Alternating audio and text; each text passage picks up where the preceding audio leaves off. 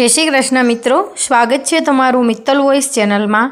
आजना video में आपणे सांभळीशुं तुलसी विवाह क्यारे छे, 1 के 2 नवेम्बर। तारीख, पूजा विधि, शुभ मुहूर्त अने धार्मिक महत्व। तुलसी विवाहનું हिंदू धर्म में खास महत्व है। आ दिवसे माता तुलसी देवी अने भगवान शालिग्रामना लग्न कराववामां आव्या हता। सनातन धर्म में तुलसीना छोड़ने खूब ज पवित्र मानवामां आवे छे। એવું માનવામાં આવે છે કે દરરોજ તુલસીની પૂજા અને દીવો પ્રગટાવવાથી ઘરમાંથી નકારાત્મક ઉર્જા દૂર થાય છે અને જીવનમાં સુખ અને શાંતિ રહે છે। એવું પણ કહેવામાં આવે છે કે તુલસી માતા લક્ષ્મીનું નિવાસ સ્થાન છે, તેથી તેને સંપત્તિ અને સમૃદ્ધિનું પ્રતીક પણ માનવામાં આવે છે। તુલસી વિવાહનું પણ ખાસ મહત્વ છે। हिंदू कैलेंडर अनुसार तुलसी विवाह दर वर्षे कार्तक सुद 11 तिथि पर उजववामां आवे छे। हिंदू धर्म में तेनुं विशेष महत्व है। आ दिवसे भगवान विष्णुना शालिग्राम स्वरूप अने देवी तुलसीना लग्न थाय छे। धार्मिक मान्यता अनुसार तुलसी विवाह लग्न जीवन में सुख, प्रेम अने स्थिरता लावे छे अने जीवनना तमाम अवरोधों दूर करे छे। आवी स्थिति में तुलसी विवाह क्यारे छे? वैदिक कैलेंडर अनुसार तुलसी विवाहनो तहेवार दर वर्षे कार्तक सुद 11 तिथि पर उजववामां आवे छे। आ वर्षे उदय तिथि मुजब आ तहेवार 2 नवेम्बर 2025 रविवारना रोज उजववामां आवशे।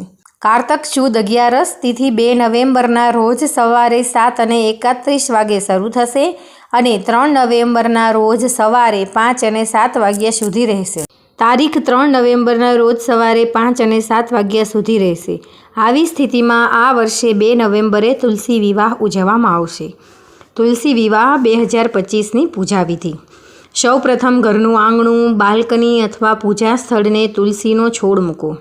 છોડની આજુબાજુમાં સુંદર રંગોળી બનાવીને નાના નાના મંડપને સજાવટ કરો। तुलसी माताने બંગડી, ચૂંદડી, સાડી અને શણગાર સામગ્રી અર્પણ કરો। आ पछी भगवान शालिग्रामने तुलसी मातानी जमणी बाजू बेसाड़ो। बंनेने गंगाजळथी स्नान करो। पछी शालिग्रामने चंदन अने वस्त्र अर्पण करो। तुलसी माताने कुमकुमनुं तिलक लगावो। पूजामां फूल, फळ, मीठाई, शेरडी, सिंगोड़ा अने पंचामृत अर्पण करो। पछी धूप अने दीवो प्रगटावो। याद राखो कि शालिग्रामने अक्षत अर्पण करवामां आवता नथी, तेथी तेमने पूजामां तल अथवा सफेद चंदननो उपयोग करो।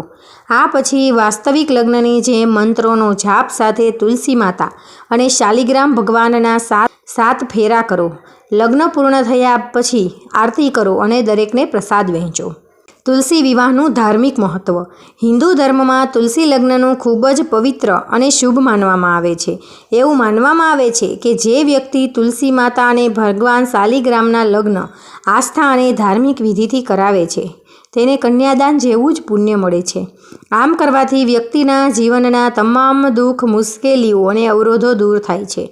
तुलसी माताने माता लक्ष्मीનું સ્વરૂપ માનવામાં આવે છે, તેથી આ દિવસે તેમના લગ્ન કરવાથી ઘરમાં સુખ અને સમૃદ્ધિ, સૌભાગ્ય અને ઐશ્વર્ય વૈવાહિક સુખ મળે છે। ધાર્મિક ગ્રંથોમાં એવો પણ ઉલ્લેખ કરવામાં આવ્યો છે કે તુલસીના લગ્ન કરાવવાથી અપરિણીત કન્યાને સુયોગ્ય વર મળે છે અને વિવાહિત જીવનમાં પ્રેમ અને સ્થિરતા રહે છે। પૂજાનો મંત્ર છે તુલસી શ્રી મહાલક્ષ્મી વિદ્યા વિદ્યા યશસ્વિની धर्म्या धर्मानना देवी देवी देव मनः प्रिया लभते श्युतरा भक्ति मनते विष्णुपदम लभते तुलसी भूमहालक्ष्मी पद्मिनी श्रीहर प्रिया।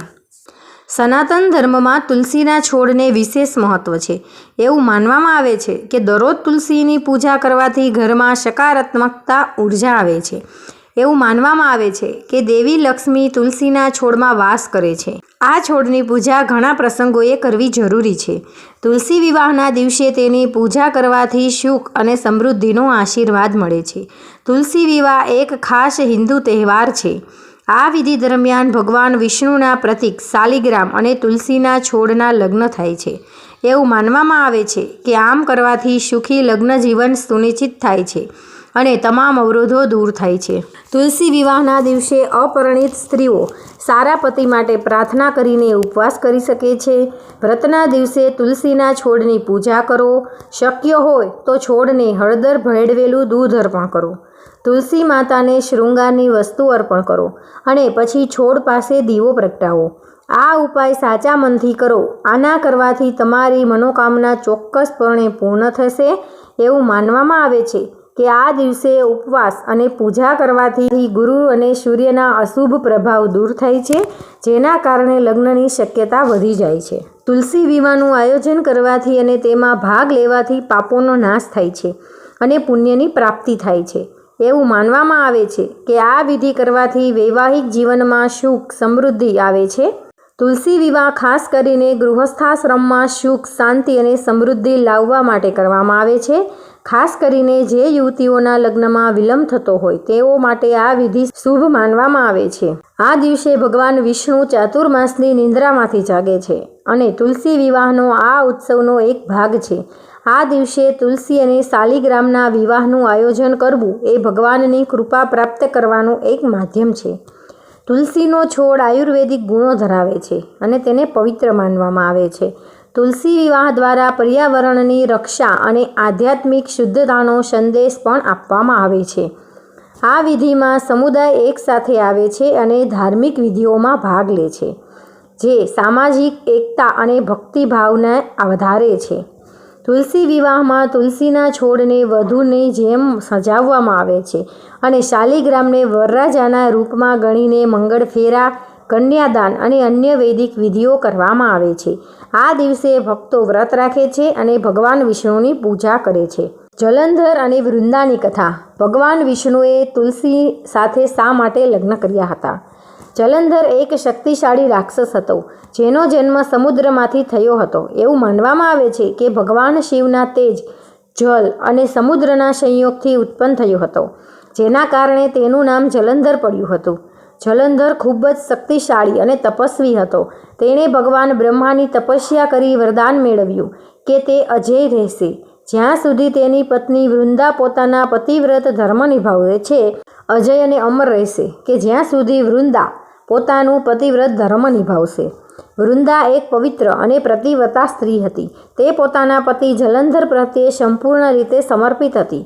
તેનું પતિવ્રત ધર્મ જલંધરની શક્તિનું મુખ્ય કારણ હતું, કારણ કે તે તેના પત્ની વ્રતના બળે જલંધરને કોઈ હરાવી શકે તેમ નહોતું. જલંધરની શક્તિ અને અજેયતાના કારણે તે અહંકારી બની ગયો હતો. તેણે દેવતાઓ પર હુમલો કર્યો અને સ્વર્ગ પર કબજો કરી લીધો. દેવતાઓ નિરુપાય થઈ ગયા અને તેમણે ભગવાન વિષ્ણુની શરણ લીધી. પરંતુ વૃંદાના પતિવ્રત ધર્મને કારણે જલંધરને હરાવવું અશક્ય હતું.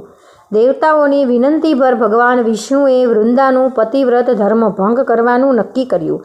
તેમણે જલંધરનું રૂપ ધારણ કરીને વૃંદા પાસે જઈને તેની સાથે રહેવાનો પ્રયાસ કર્યો. વૃંદાએ વિષ્ણુને પોતાનો પતિ માની લીધો, જેના કારણે તેનું પતિવ્રત ધર્મ ભંગ થયું. આની સાથે જ જલંધરની શક્તિ નષ્ટ થઈ ગઈ અને ભગવાન શિવે યુદ્ધમાં જલંધરનો વધ કર્યો. જ્યારે વૃંદાને ખબર પડી કે ભગવાન વિષ્ણુએ તેની સાથે છળ કર્યું છે, ત્યારે તેણે ક્રોધિત થઈને વિષ્ણુને શ્રાપ આપ્યો કે તેઓ પણ પત્નીના વિયોગનું દુઃખ ભોગવશે, જે રામા અવતારમાં સીતાજીના વિયોગના રૂપમાં ફળ્યો. વૃંદાએ પોતાનું જીવન ત્યાગી દીધું, પરંતુ ભગવાન વિષ્ણુએ તેને વરદાન આપ્યું કે તે તુલસીના રૂપમાં પૃથ્વી પર પૂજાશે.